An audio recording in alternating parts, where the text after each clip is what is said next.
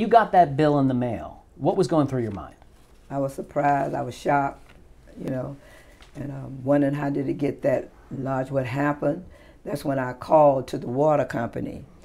And the first person I talked to, she was very nice. Her name was Netta.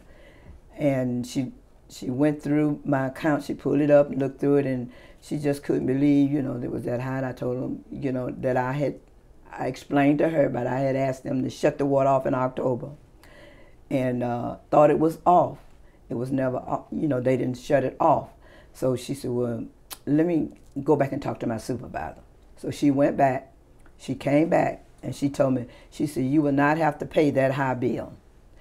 So you're going to get a first-time moral adjustment. You won't have to pay that high bill. So I was happy about that. So you thought it was over? I thought it was over. But then you keep getting the bills. Keep getting the bills, yes. As you keep getting the bills month after month and having to call, I mean, how does that make you feel when they totally disregard you? I just, you know, I got upset. For one thing, because I'm not used to high bills. I pay my bills at the first of the month.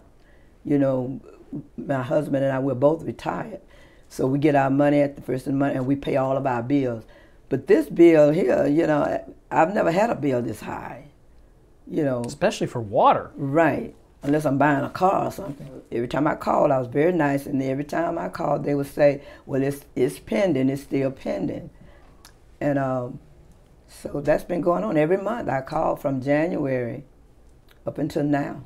Mm-hmm. Every month I call and they tell me the same thing. Then I just like, you know, I was talking to my daughter. We went down to the water company. They tell you the same thing. And I asked to speak to a supervisor down there then, the first time.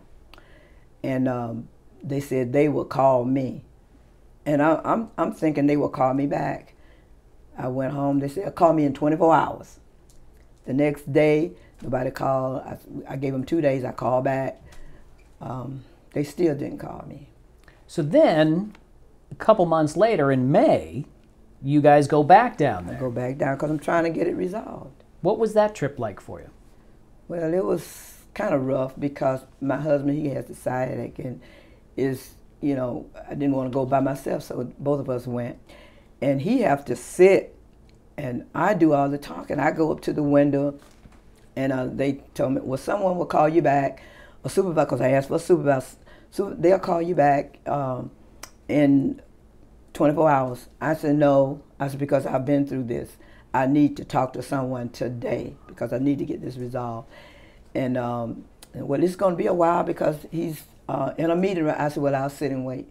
So here, your daughter flies in from California to help you out. Yes, because I told her what was happening, and she was concerned, and she couldn't believe what was happening, so she came to help us out. And even she did not get the progress. No, because this Stephen, whoever he was Stephen.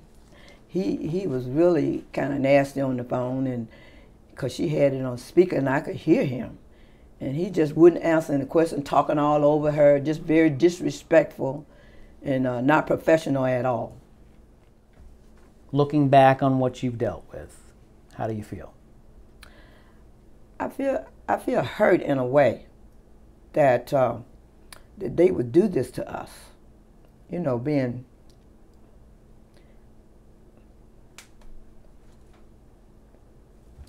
you know, I'm trying to get this resolved because I don't know, you know, my husband in his 80s, and I'm in my 70s, and I don't want this to keep going on, and who knows who, I might go before him, but I don't want him to go and leave me here trying to deal with stuff by myself. So I just feel upset, hurt, I just don't understand, really, why it's taking so long to take care of this. You know. I can see you're near tears here, huh? Yeah. That frustrating. Been a long time.